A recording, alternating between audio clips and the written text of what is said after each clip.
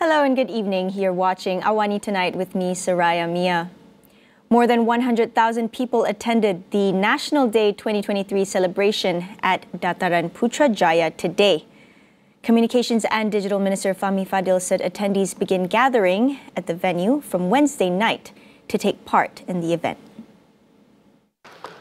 Ada yang datang seawal lepas maghrib semalam, from 7:30 yesterday, to be here for this very big celebration.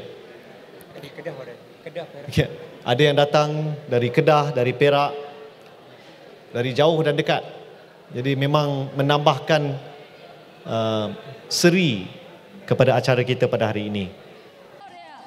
Themed Malaysia Madani, Determination of Unity, Fulfilling Hope, this year's National Day celebration involved 17,262 participants, 67 contingents, 36 brass bands, 534 land and air assets, and 100 service animals. Fahmi also encouraged Malaysians to maintain their patriotic spirit until the Malaysia Day celebration in Kuching, Sarawak on September 16th. Now, in conjunction with National Day, Malaysians can now subscribe to the Rahmah 5G package, which comes with a basic data plan and a smartphone costing not more than 240 ringgit. Communications and Digital Minister Fahmi Fadil said subscription for the package is only open until December this year. The plan, priced at 60 ringgit a month, comes with a minimum of 60 GB of data and a choice of either a Samsung A14 5G or Honor 90 Lite 5G smartphone. The first 100,000 subscribers from the B40 group will also enjoy a 120 ringgit subsidy for the purchase of smartphones. Separately, beginning September 16th, civil servants will also get a monthly rebate of 10 ringgit for 12 months for a postpaid package with 60 ringgit and above. While under the Media Practitioners Rahmah rebate incentive, media practitioners would be given a 1-month rebate for their September mobile bill. For a multi-ethnic and multicultural country like Malaysia, it is important to maintain harmony and prevent polarization within society. Dr. Murni Wan Muhammad Noor from UPM says one way to do so is by adopting counter-speech measures to combat hate speech and racism, as well as educate values of diversity, equality, and respect. I think it's really important for us to truly take this issue seriously, and not just take it seriously after a general election has passed, because this is a problem that's not going to go away. And so we really need to be intentional when we decide to address these issues, and we need to address it within society. And so for me, the best way of doing that is through education. And when I talk about education, people tend to misunderstand and they think it's educating the young only. But we need to educate all levels of society in a way that's more appropriate at their different ages and levels of education and so on, so that the message that we're trying to send to them is relatable. So for example, for children, we can use a more friendly approach, but still sensitive towards the different races and religions and cultures. And this can be done through, illustrated children's books that does not approach the subject like a lecture, but approaches it like a beautiful story, because there's so many values of diversity, equality, respect and tolerance, kindness that we have amongst Malaysians. So when we're talking about the makcik-makcik, so people in the rural areas, what platforms do they often use? And so if it's people within a particular demographic who don't use social media, as the elderly generation, maybe the ones that tend to go to the church or the ones that tend to go to the mosque, then we must appeal to religious leaders from various communities for them to also highlight issues and the message of, kindness and tolerance and justice within their congregation, because that is a way that appeals to their particular demographic. And so for the younger generation, the youth, particularly, those within 15 to 20 years of age, we should appeal to the social media platforms that they often use, because social media platforms are used by different demographics differently. And so this generation might use TikTok. So we must use TikTok in a way that appeals to them, because they're using it anyway. And so we need to come up with content that can circumvent or address the kind of negative content that they are currently consuming. Because if we do not do that, then all that they will end up watching and seeing and consuming is negativity. So we must equally come up with good quality, positive content to address racism and hate speech. And this is what we call as counter speech. According to Dr. Murni, imposing regulation by law, especially online, may not be as effective in countering hate speech. What's more important, she says, is to instill good values and self-regulation to ensure people can voice out their opinions respectfully.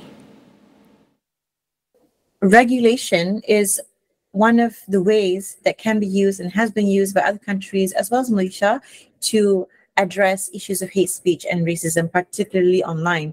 But there are problems with laws, particularly in Malaysia, because maybe it is very general. And so too many things can be categorized as being hateful. And this might infringe on freedom of expression or free speech, right? So at the end of the day, we need to teach self-regulation.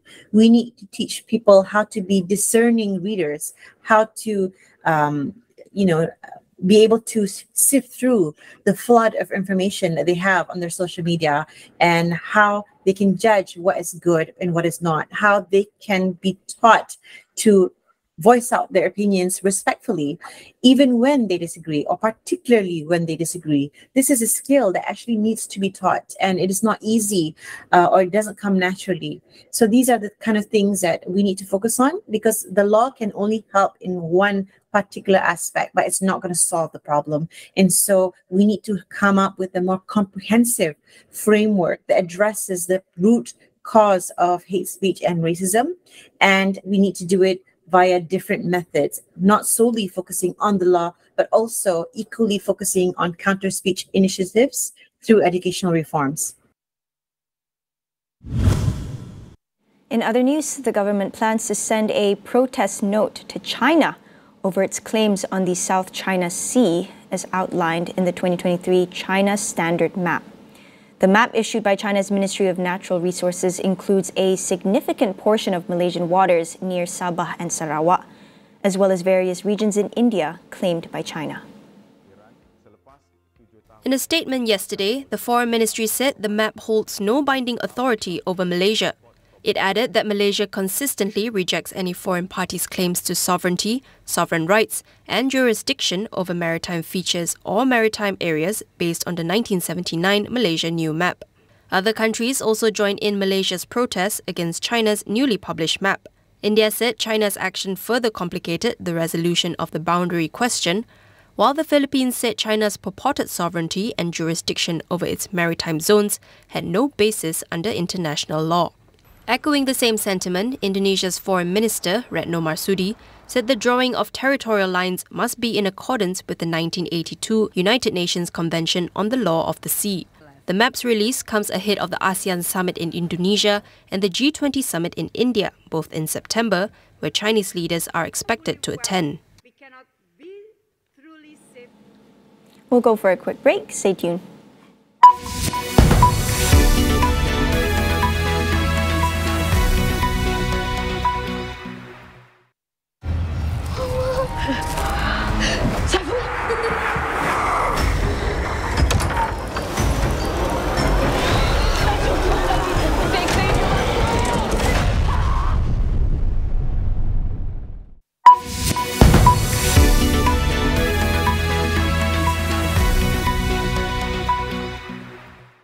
Welcome back.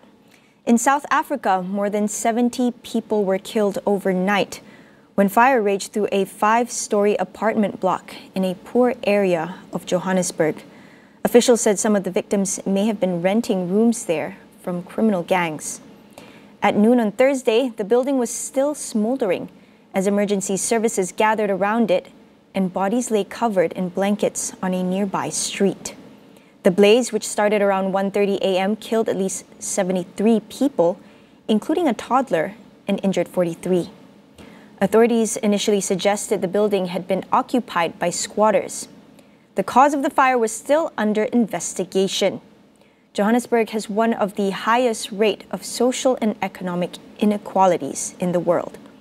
Alongside widespread poverty, joblessness, and a housing crisis, leaving about 15,000 homeless people.